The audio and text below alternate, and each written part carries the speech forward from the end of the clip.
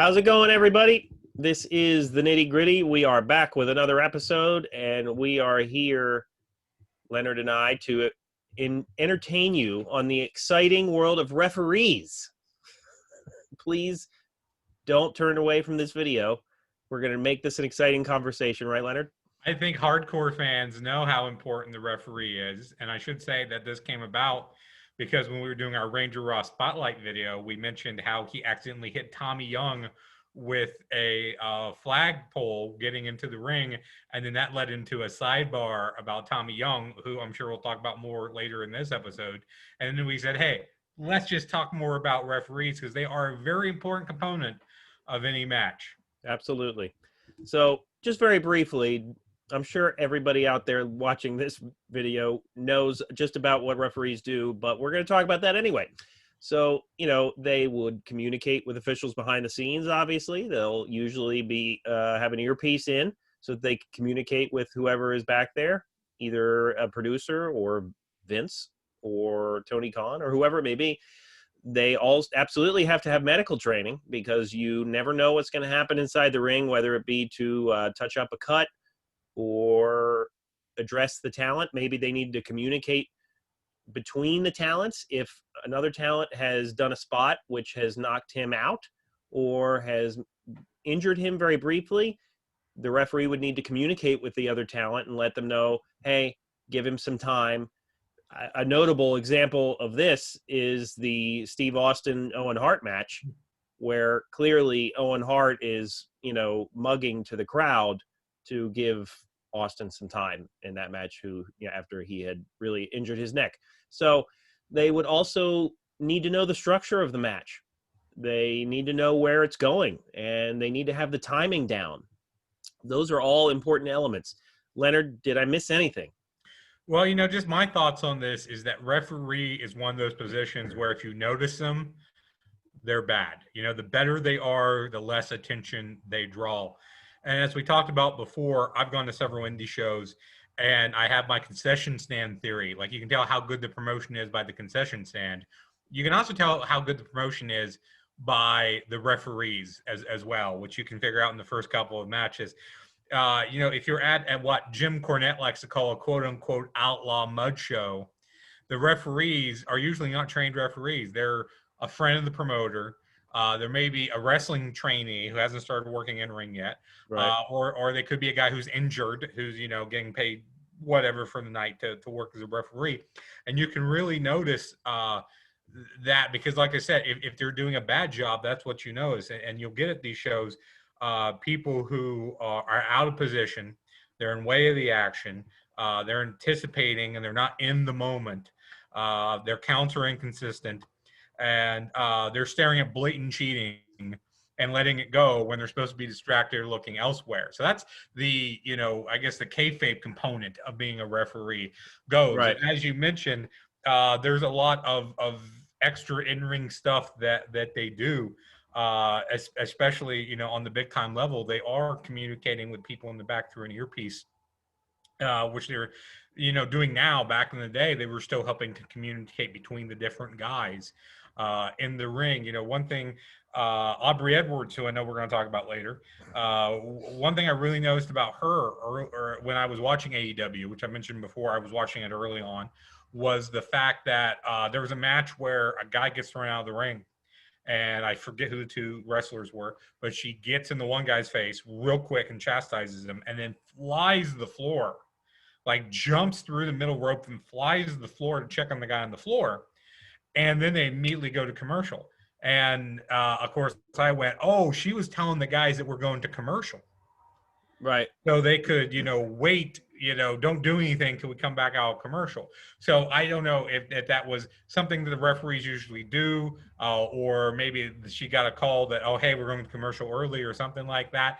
But just the way she was very quickly and deftly able to tell both guys, hey, we're going to commercial, I think really shows her talent. And again, I know we're going to talk about her and other referees in more detail.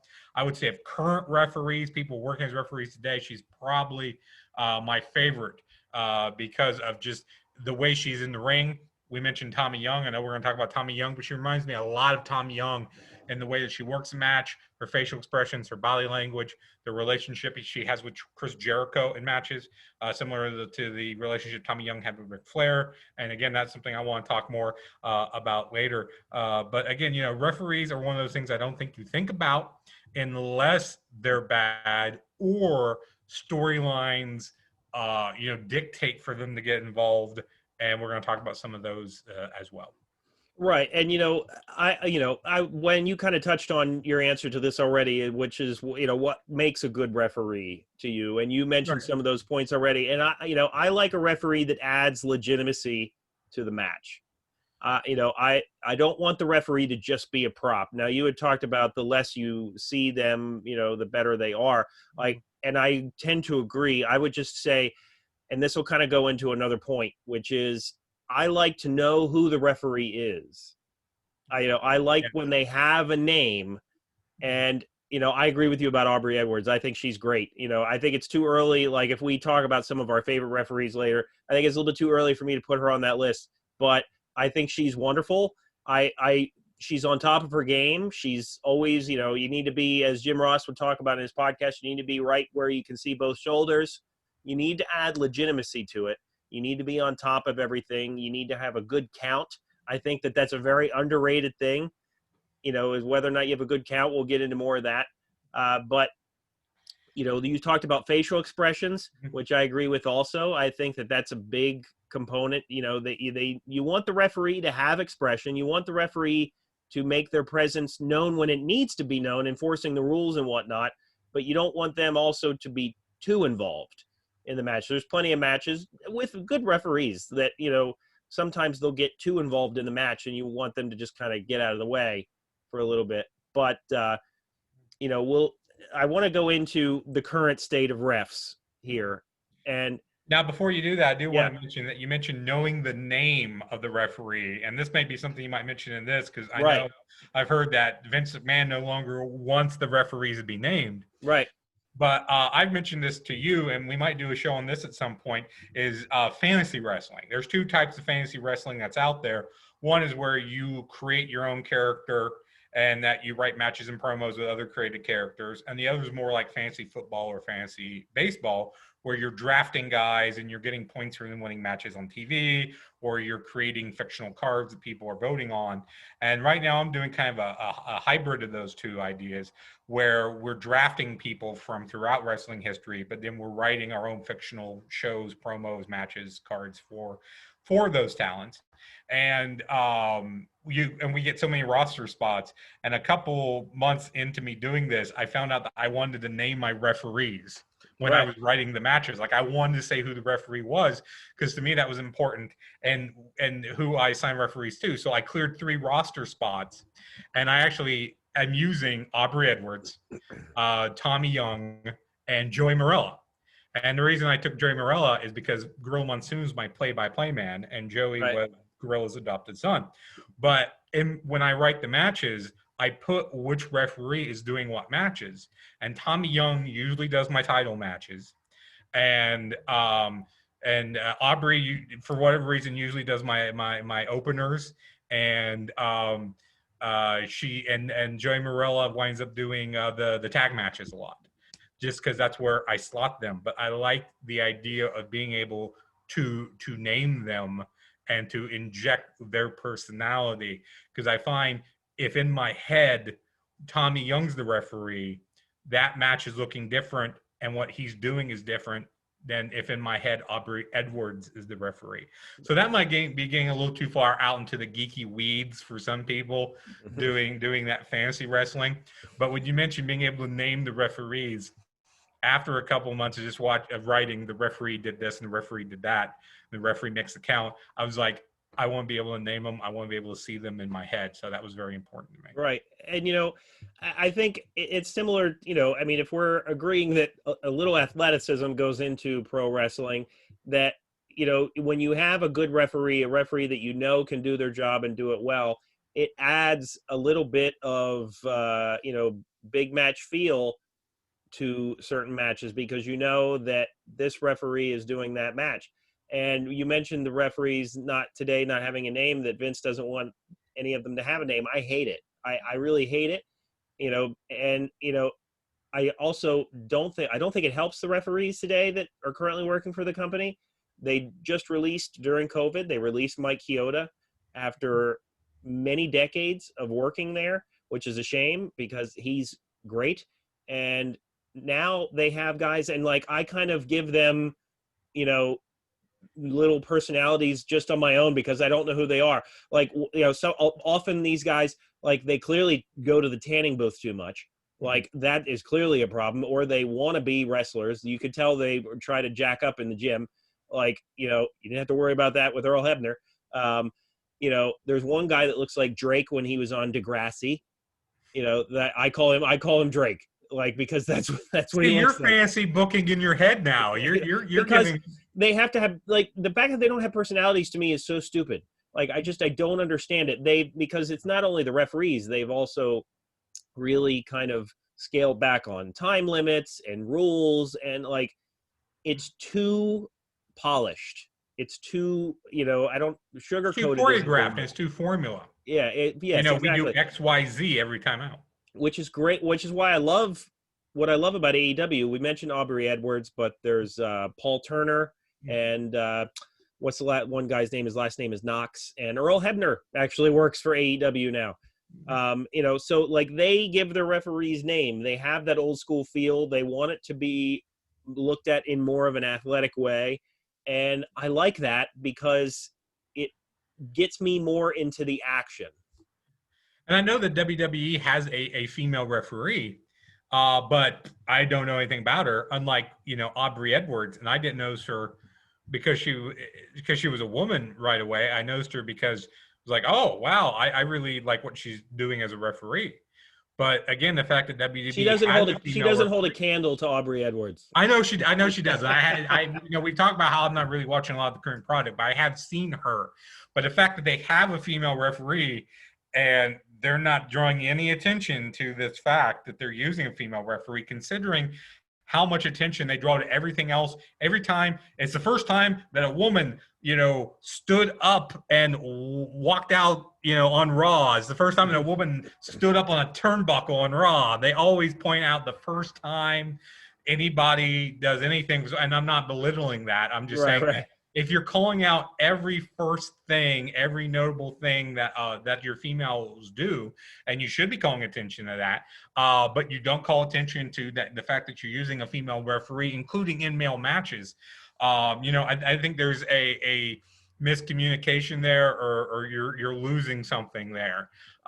You should be calling that out if you're calling it out for everything else. And I think that, like, one of the only referees that they'll make mention of, and I think this is just recent, I remember this, they will make mention to Charles Robinson, because it's impossible not to. Yeah, because he's grandfathered in. Yeah, I mean, I think that I'm hoping that this is one of those things that Vince is going through in terms of a cycle, like he goes through moods, because you look back in WWE, WWF's history, referees were a big part of the drama, a big part of many storylines. Whether you like those storylines or not remains, is up for debate, but they were a big part of the history. And the fact that now they're treated as just faceless people in stripes, to me, is a little bit disappointing. It's like, okay, we don't want you to even pretend that this is an athletic event.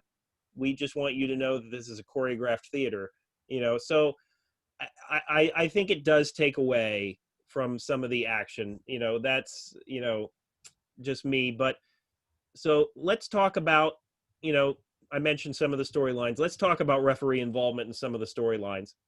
The one that comes to mind for me, and to me the best one, would be the twin referees during Saturday night's main event between Hogan and Andre. You had Dave and Earl Hebner. That was actually Earl Hebner making his debut. He would be a heel there for a little while, but eventually that kind of just went away.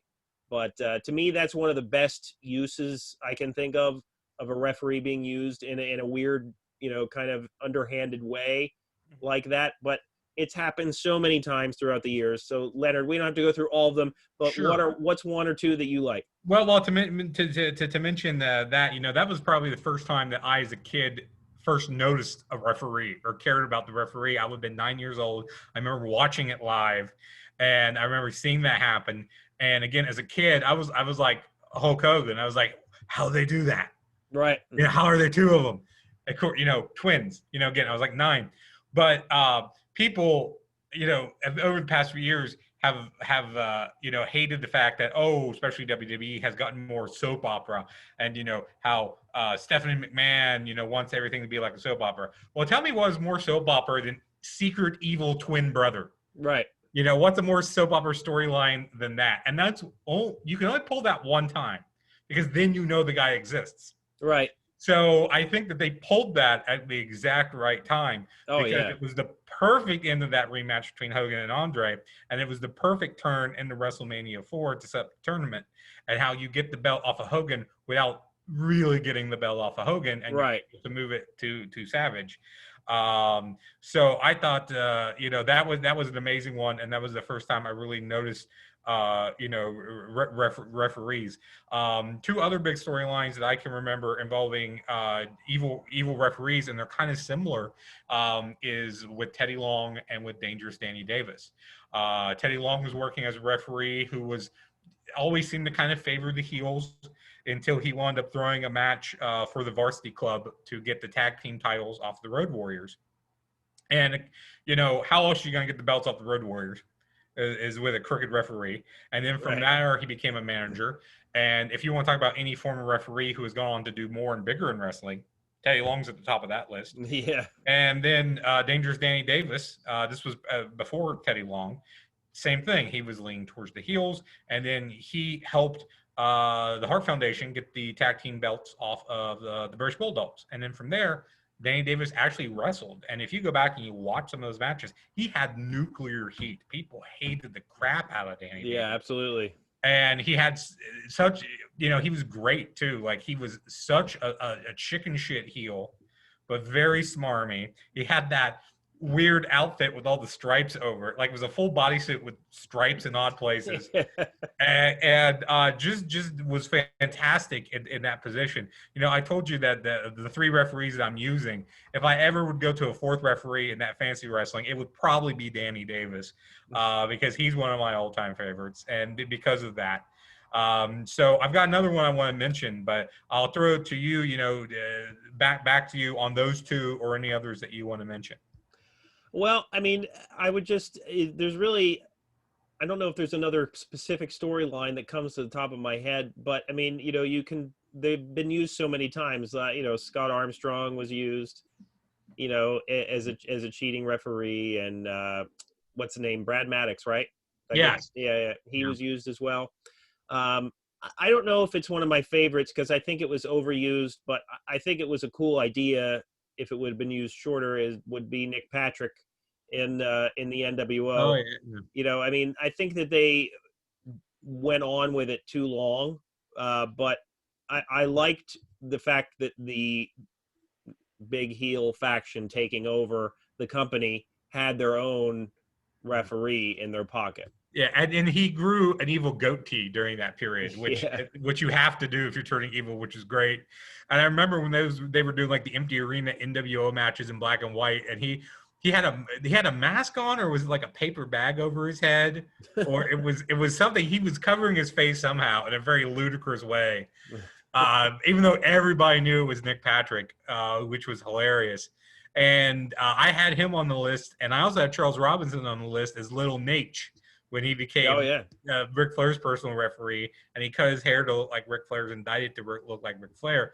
Now, Nick Patrick predated Vince Russo going to WCW. I think Little Nate might have been that time period, because when Vince, one thing about Vince Russo, a lot of people like it, a lot of people don't, is he gave everybody a storyline and everybody a character. That's true. Every single Nitro girl had a faction she was attached to or was doing something, and even the referees too. Again, we were talking about the opposite, where they don't have personalities now in WWE. Vince Russo gave everybody a personality. So whether you were, Nick Patrick or Charles Robinson, and again to this day, when you see Charles Robinson, it's still Charles Robinson. Yeah. Because of that. And then the other one that I wanted to mention was, and I don't know, do you remember when Ronnie Garvin was a referee in WWF? Oh yes, vaguely. I don't remember who with though. Yes, it was during his feud with Greg Valentine, and that was Right. like a 2-year feud with Greg Valentine. And Garvin winds up beating Valentine. Valentine challenges him to a rematch that is a retirement match. Mm. Garvin loses that match, has to retire, but there's something about how, well, he's still under contract and we still have to pay him, so we're going to make him a referee. So he becomes a referee, and it's the opposite of what we've been talking about, the heel referee angles. He was a face referee, so he would get into it with the heels when they would cheat. And there's matches with Brooklyn Brawler, Dino Bravo, where he's pushing them and he's getting in their face because they're cheating. And then there's a match where he's refereeing, I think it's Jimmy Snuka and Greg Valentine, and he winds up punching Valentine. So he winds up getting fired as a referee, and then he becomes like a ring announcer for a while and like a timekeeper, and he does like all this stuff, and he's still scoring with Valentine until Valentine begs to have him reinstated so he can get back to him, which I think is a great angle. And actually, when I've done the fantasy wrestling in the past, I've occasionally have drafted Ronnie Garvin and then used him as a referee just for fun. And because, again, that's one that we mentioned before how I love Ronnie Garvin. And I remember that, and you don't see that much. The only thing I could think of close to that is that Tracy Brooks and TNA refereed some of the knockout matches here and there. But that's the only real time and I'm sure there's others, and we'd love to hear from you in the comments if you can think of other times where a wrestler turned into a referee as part of an angle or something, and then coming back to being a wrestler or what have you when it's run its course. But those were really, Garvin and Brooks were really the only ones I could really think of that had that type of storyline. So when it comes to ref bumps, Leonard, what is your feeling on ref bumps during a match? Like, because I feel like, again, this is something that goes through cycles. Like you'll see it a lot, and then all of a sudden you really won't see it that much. But I tend to like it when it's used sparingly. It has to be an important match. When it's used too much, I think it becomes overkill, and it's really old. When the audience can see it coming and they expect it because they know some shenanigans have to go down, that's when it's like, okay, you need to pull back from doing this too often. But it can be really cool. And obviously every referee has been, knocked down, knocked out, whatever. I mean, one of the first ones that come to mind is, and it pretty much ended his career as a referee, is Tim White. Yeah. Inside Hell in a Cell, who took a nasty bump inside Hell in a Cell. And on a side note, we'd be remiss if we didn't mention Tim White's low-key fantastic suicide videos. I didn't know if you were going to mention those. I wasn't going to mention those myself. Some people would be about those, but hey, I didn't book it. I didn't film it, but they are. Do exist. In terms of dark humor, if you like dark humor, this is one of the very few times that you will see something that dark and that obviously intended for comedy in WWE. Yes. Josh Matthews, I believe, was in those with him as like the interviewer. Yeah. Yeah. So anyway, what do you think about referees taking bumps? I'm the same mind as you. I think you have to use it sparingly to make it effective, because if you use it all the time, if you go back and look at the Attitude Era, they would have a guy get bumped, and then a second guy would run in and get bumped, and then a third guy would run in and get bumped. And eventually it became like a comedy of errors where you just had like knocked out referees like all over the place. Yeah, those matches where they do it with like 2 and 3 referees, to me, that's very much overkill. Or it would play into it's a type of dusty finish as well. The idea that the referee would get knocked out, second guy would come in, count the pinfall, first guy would wake up and say, "Oh no, I saw him do whatever. Right. He hit me," and so he gets disqualified. Right. And that changes. Sometimes he gets disqualified for hitting the ref. Sometimes he doesn't. Sometimes the ref, saw him do whatever, or you get the double referees and you get like the German suplex with the double pin. And the guy A counted one shoulders, the guy B counted the other shoulders. That can be cool, but it's when it's inconsistently used, which in WWE it's very inconsistently used. Mm-hmm. They'll use it when they feel like it. Like that's maddening to me. Like the continuity stuff, certain things continuity wise bother me the hell out of me. And when they do that kind of stuff, only when they feel like it, I just kind of like have to roll my eyes. Like, oh God, we're using this one now. Just. Yeah, I mean, there's a time and a place for it. Right. And the less that you use it, the more effective it is. That's just plain and simple truth of it. And so, if you're going to bump the referee, again, during that Attitude Era, dying days of WCW, if you didn't see a ref bump in a match, that was like miraculous. Like that was rare. It's like, Right. there wasn't a ref bump in that match. Wow. So yeah, it's got to be used as you said effectively. It's got to make sense. It's got to be consistent, and it's not something that I'm seeing a lot now. Again, as we talked about, I'm not watching a lot of the current product, but I don't think that we're in a cycle where the ref bump is key right now, which is a good thing, and that might come down to again in WWF where we don't want to draw attention to the referee, we don't want to name the referee, so. It's kind of hard to have a ref bump mean something when it's faceless dude X getting bumped. Right. And, I mean, the champions right now, you have Drew McIntyre and you have Roman Reigns, and neither of those guys are really known for having shenanigans go down in their matches. I mean, Roman Reigns has Paul Heyman, but he's clearly just filling the Brock Lesnar void. We don't have to get into that as a topic, but that's clearly what's happening. Right. Yeah. And so I think based on that, there really, like you said, there really isn't a lot of ref bumping going on because it's really not called for right now. Mm-hmm. But who knows if that'll change. So we haven't talked about celebrity or guest referees. You talked a little bit about Ronnie Garvin, like he, being guest referee. If it's in furtherance of a storyline, I can get behind it if it's used right. I have to say though, like when a celebrity referee is used, or even if it's a wrestler that's never been a referee, to me, sticks out like a sore thumb. I remember ones that like Rowdy Piper did, and and to me, like when they don't know how to count, to me that's like the biggest thing. Like if they're awkward in their count, like if it's like really slow or really fast, to me it's I there's very few times other than, oh hey, we have this celebrity, we need to use them. To me, there's very few times where it's called for to use a celebrity or guest referee unless it's in furtherance of an angle. Well, I think when it's the special guest outside referee or special ring enforcer. Enforcer. Muhammad Ali in WrestleMania 1 was outside for the tag match. Right. And didn't get involved. Which is fine. Yeah, which is fine. And was Bruno Sammartino no, he wasn't. Wasn't there a special guest referee inside the match was working the match? You might be right. Okay, see, something I should have looked up before we came on the air. But I just now thought of it. But I know. I mean, Mike Tyson, he did the count at WrestleMania 15. Right. But his count was fast.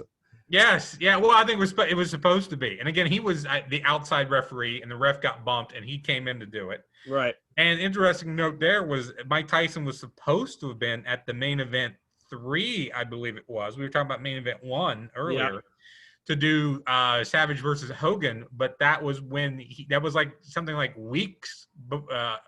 That main event happened weeks after he got beat by Buster Douglas. Right, I've heard that story before. Yeah, too, and Buster Douglas is from here in Columbus, Ohio, where I'm currently living.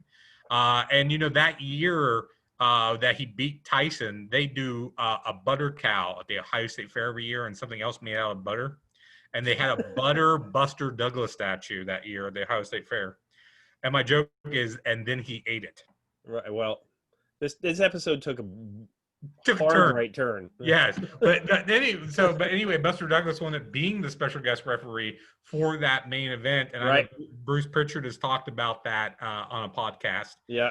And but then eventually they did get Tyson for WrestleMania 15, and was huge. That was huge for them. It was a huge angle and a huge payoff for him. And just to mention, I just thought, Bruno Sammartino, I believe, was a special guest referee for the throw in the towel match at Halloween Havoc, Sting and Flair versus Muta and Terry Funk in an electrified steel cage. Oh yeah. And you want to talk about overbooking, but I love that match. That's one of my favorite all-time matches.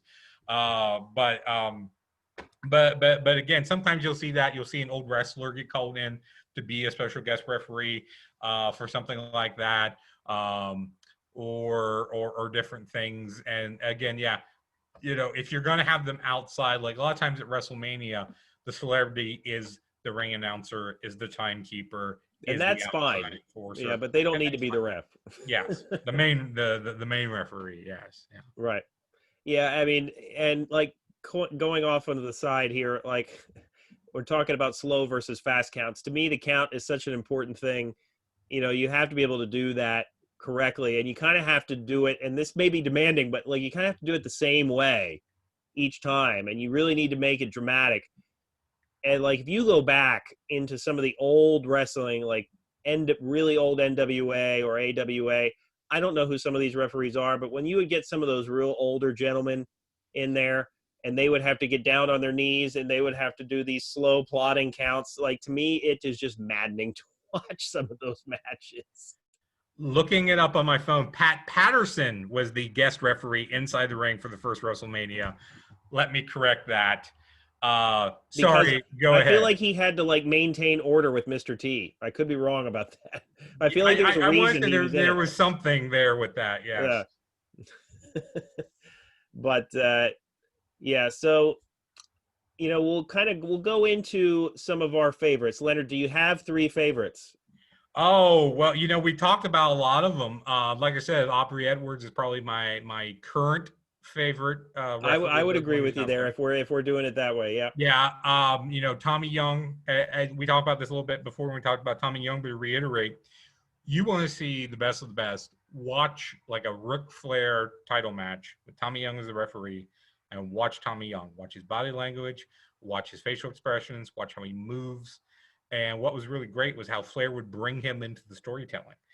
That wasn't Young getting bumped or cheating or whatever. Flair would bring him in. He would get in his face. He would make him part of the storyline. And then you would get to the point where he would catch Flair cheating, and he would, knock his arms off the ropes if he was grabbing him for leverage or whatever. And it would always get a huge pop.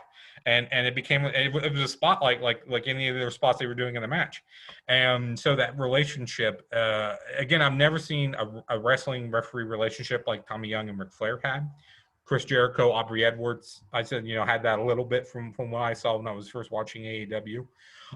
So Tommy Young's definitely a favorite. Charles Robinson and Nick Patrick, who we've mentioned, Mike Chioda, who we've mentioned.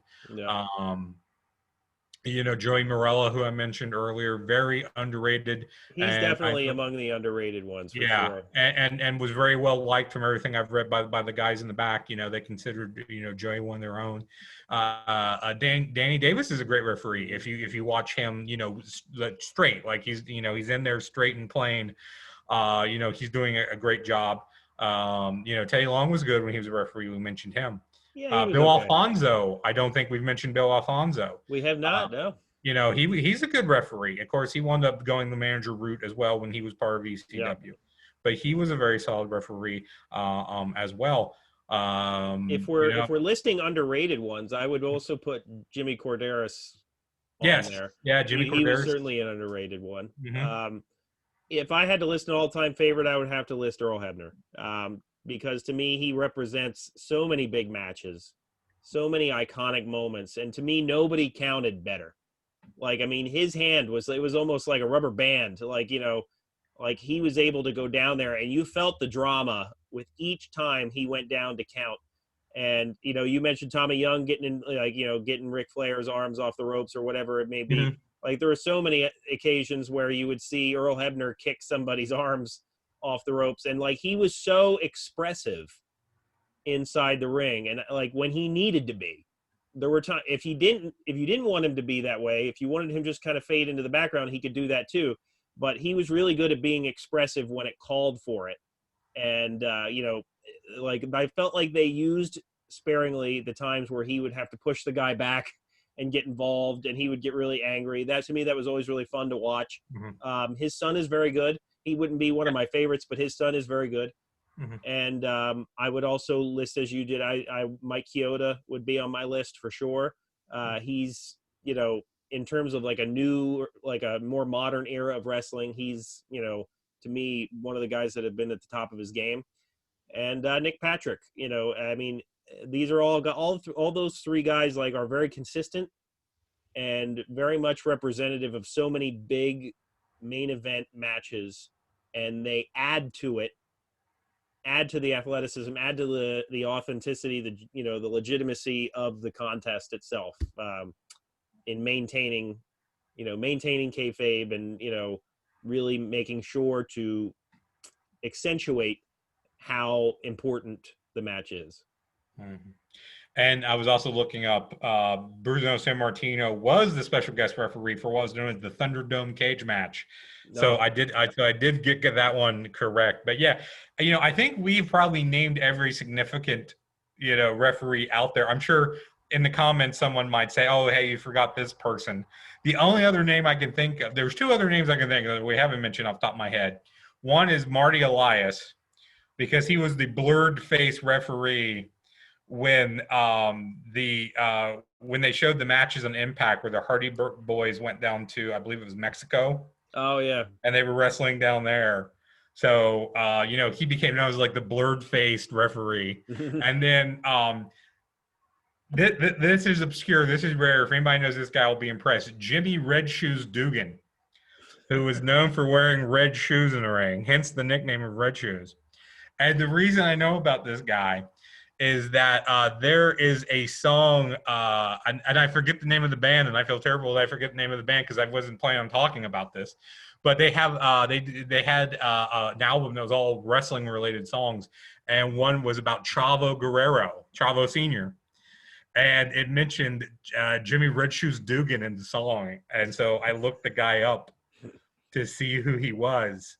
And apparently he worked the Southwest Territory, and he was just a referee that was known for wearing red shoes. And then I found out that there was a Japanese referee. Yes, I was just going to also known. That. Okay, you talk because talk about him, because I do know there's one, but I don't know a lot. I mean, about him. In Japan, they certainly present it in a much more athletic way than they do in the U.S. And so usually. Now, I don't speak Japanese. Occasionally, you will be able to get English commentary on these matches, and they'll mention who the referee is. But oftentimes, the referee is just there to do his job. I don't know how much they make the referee characters or personalities there, but one guy that it does make himself known is they call him Red Shoes. And, I always notice it, like the few times a year that I'll check into some of the, New Japan matches, obviously he is evident because he always wears those red shoes. Mm-hmm. But he seems like a really good referee too. The fans over there, our Japanese Nitty Gritty fans will have to tell us how much they like red shoes. Yes, all 0 of them. At the Mountain Goats. Again, if you ever see me doing this, I'm looking up something quickly on my phone off to the side. The Mountain Goats were the band who has an album all wrestling related songs. Check them out. And they have a song about Chavo Guerrero that references Jimmy Red Shoes Dugan. So, all right. Well, I don't think we have anything else to add about referees. I think we have done this about as far as we can go down the referee pipeline. All right. Well, thank you for joining us in our talk about referees. Next time we join you, we will probably be talking about Mantar. He's coming, and that'll be an exciting 2-minute episode, most likely. But oh, you think I can talk about Mantar for at least 3 minutes? Okay. All right. Well, my name is Chad. His name is Leonard, and we will see you next week. All right.